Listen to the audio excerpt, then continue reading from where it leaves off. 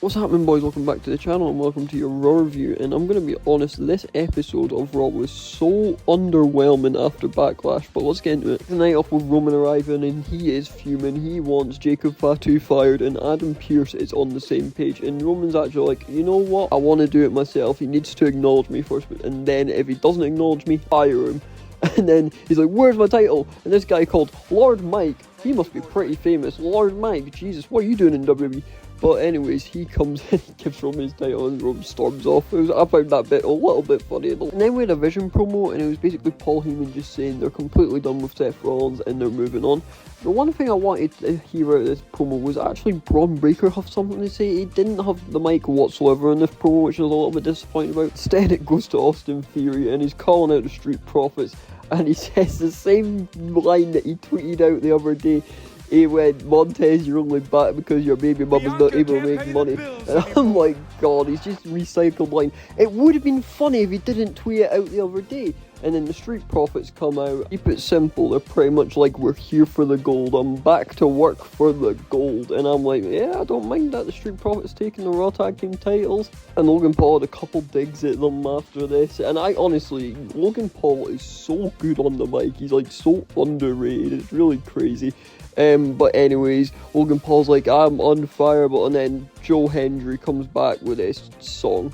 I'm so over it, I'm gonna be honest. Like, I know a lot of people think it's really like a fun bit, but like, he's done it 3 weeks in a row now. Like, can you at least change the song? It would have been funny. The fans are really new, but honestly, I'm so over it. I'm so over it.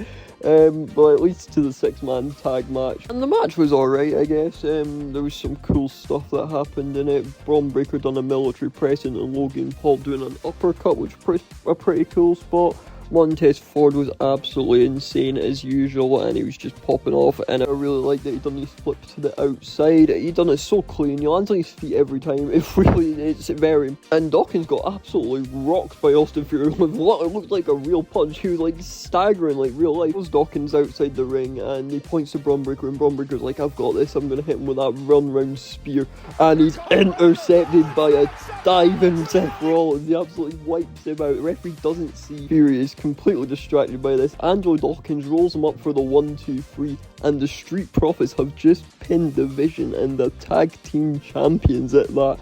We'll see what happens there. I'm going to predict they probably get a tag team championship at Saturday night's main event. I'm pretty sure that's already been confirmed, but if it hasn't, I'm predicting it now. Vision isn't done. They take out Angelo Dawkins, but Seth Rollins is in to help again, takes out Austin Theory, and then out of nowhere, Braun Breaker spears Angelo Dawkins as Seth Rollins is trying to help him up, and Seth Rollins gets Braun Breaker out of the ring, but Montez Ford doesn't see any of this. He's on the ground during this whole time outside the ring, and he comes back and he's like, what the hell, I told you to stay out of business.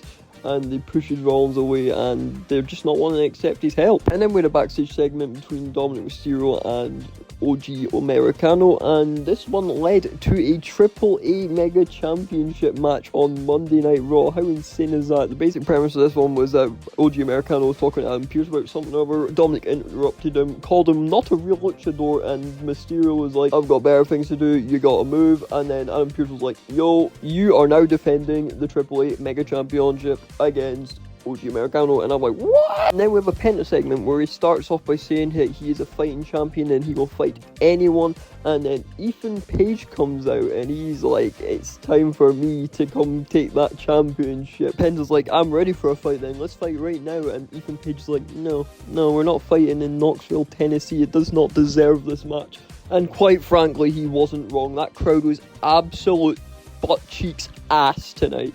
I just want to elevate that point across the whole show. This is a bit of a side rant, but they were absolutely ass. They were silent for everything. But anyways, back to the promo. He says, we're not doing this in Knoxville, Tennessee. This is not a deserving town and it deserves something more prestigious. This is the IC Championship we're talking about. He says this is what builds stars. This is what makes them. The Intercontinental Championship is a step to superstardom, and I'm like, wow, he is really elevating the Intercontinental Championship here, and I really like that. I liked how he put so much prestige on it. And Penta accepts, and I was expecting maybe Clash in Italy. No, we've got a Saturday night main event. I would have liked it at Clash in Italy because that would have been epic, because obviously Italy, a very prestigious and well-known place would have been great. And then lots of rich history. But anyways, great promo from Ethan Page. I really enjoyed this promo. Like, he is a great mic worker. And then Rusev's music hits and he goes, if anyone's getting a IC championship match, it's me. I'm the hardest worker here. I'm the top guy. I'm a veteran. And Ethan Page is like, yeah. He went, you're a veteran, you are one of the top guys, like, you're well known, like, yeah, you deserve your shot way before me, I'm just a rookie that's came through. And he goes, I've even went to Adam Pearce's office to say that you deserve it, but he was interrupted by Javon Evans, saying that Rusev couldn't even beat Javon Evans, and that he's not that good enough, and he will never get this chance. And then Javon Evans comes out, and he's like, you are gaslighting him. He goes, whoa, whoa, whoa, whoa, whoa, and he stops. I thought he was going to talk, and he kept going, whoa, whoa. Not the biggest fan of that, it was a little bit cringy, but we move. He gets in the ring, he's like, Javon Evans did not say this. He's like, I did not say this.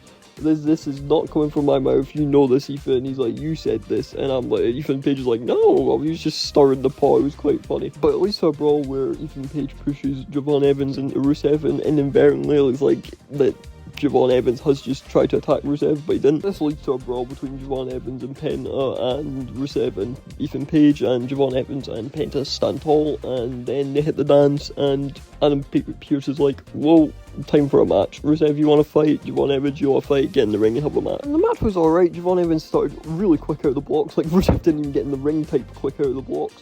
And Rusev basically gets beat down for like the first minute, and Rusev's like, I've had enough of this, and he goes to leave, and he's playing possum obviously, because he turns back and takes advantage of the inexperience of Javon Evans and just takes him out, and that's where he gets the upper hand pretty much most of the match. But there were some really cool spots in this match. Javon Evans hit this like really cool like whisper in the wind type move, and I really enjoyed that. It was really cool. Rusev hit a nice fallaway slam on the announce table, pretty brutal, and towards the end of the match Javon Evans got his OG cutter countered into a Uranagi, which was pretty cool. Javon Evans got a little bit of a flurry in towards the end of the match as well. He managed to do that over the top rope flying move. I don't even know what it is. It's like a suicide dive, but it's over the top rope, which was pretty cool.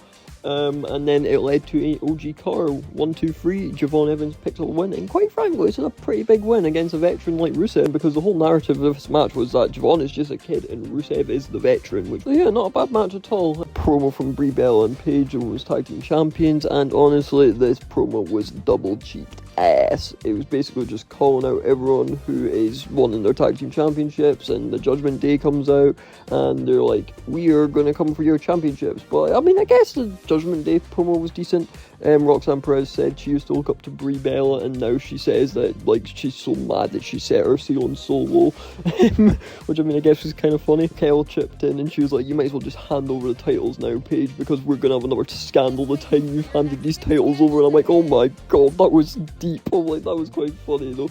Like, that was a good callback to her alleged, well, not even alleged, it was real scandal, we'll go with that. If you know, you know. Then the Judgment Day beats down on the tag team champions, and Liv Morgan comes out of nowhere, hits Paige with a code breaker. That might lead to a women's championship match, because I think Stephanie Vaquer is out for a while. But anyways, the Judgment Day absolutely tear apart Paige and Brie, and they're left lying. And honestly, it makes them look so weak, being absolutely slapped about 2 weeks in a row now. First by the Judgment Day this week, and on Friday they got absolutely battered by Lash Legend and Nia Jax. But anyways, well, it was an alright segment for the second half. The first half was awful. The Judgment Day stand tall with the championships, with all the gold. And then we have a backstage segment with Roman and Jimmy is like, we need to lay off Jacob. This is not a good idea. Inviting him here to acknowledge you, and Roman's like, no, I need the respect. If our family members aren't going to respect me, then no one outside the family will respect us, which I think is a valid point. But it's Jacob Fatu we're talking about here. Roman, come on, you got your bell rung the other day, like, what's going on here? Are you thinking straight? We had a fantastic match between Io Sky and Sol Ruka, and genuinely this match was insane. These two put on such a good performance for such a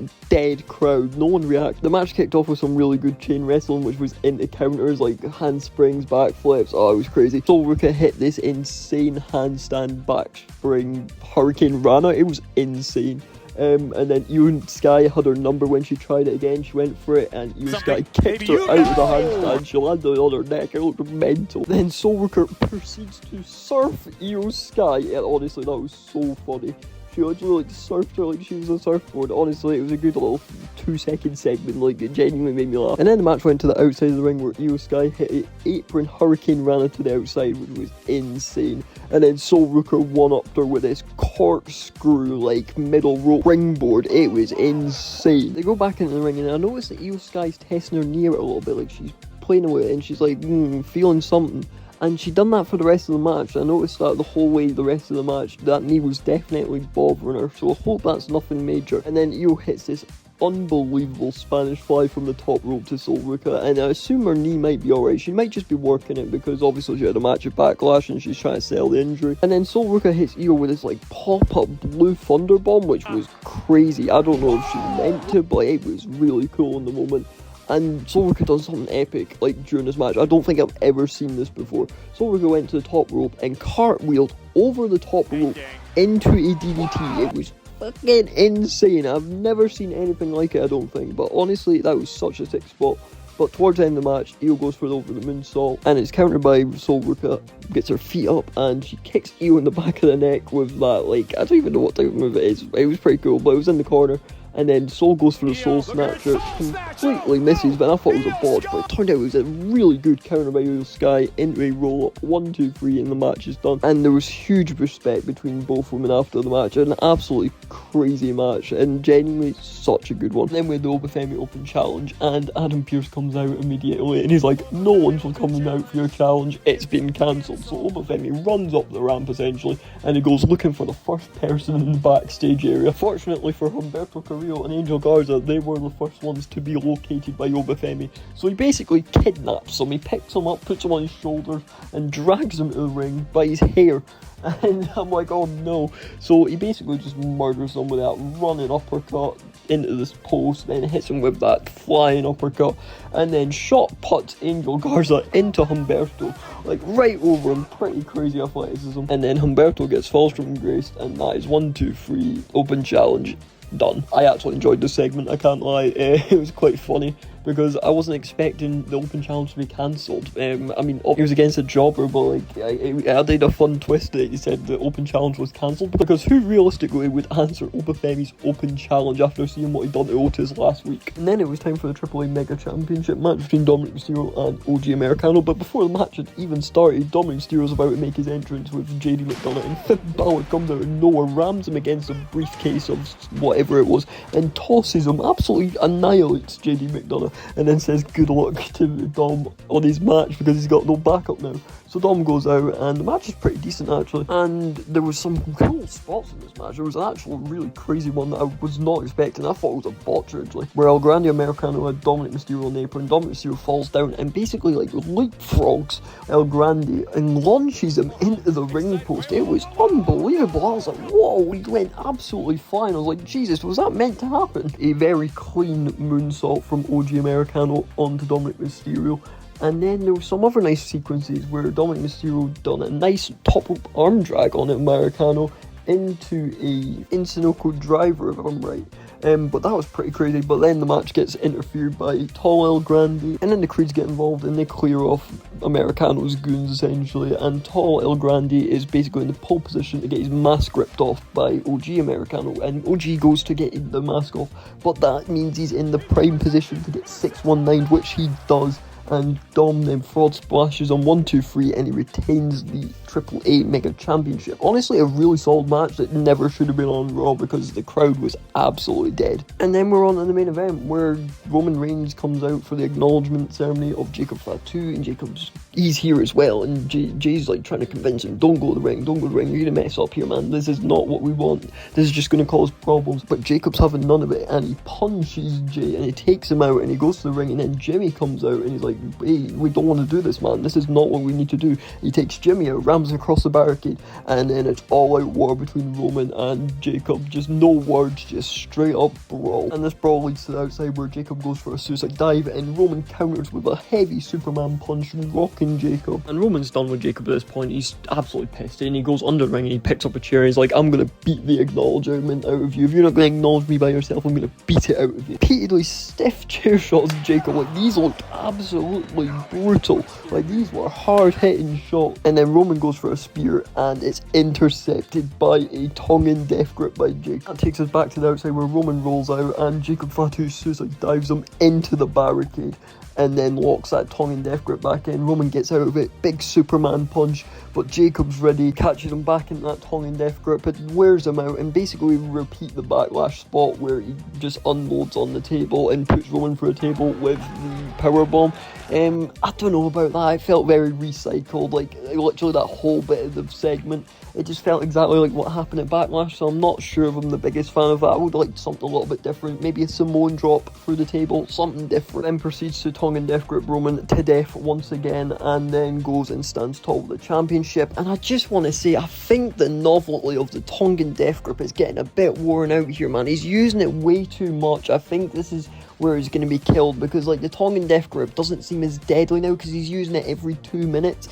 I don't know if that's a hot take or controversial, but I feel like he's overdoing it, kind of like Gunther with the sleeper hold. It doesn't feel as special anymore.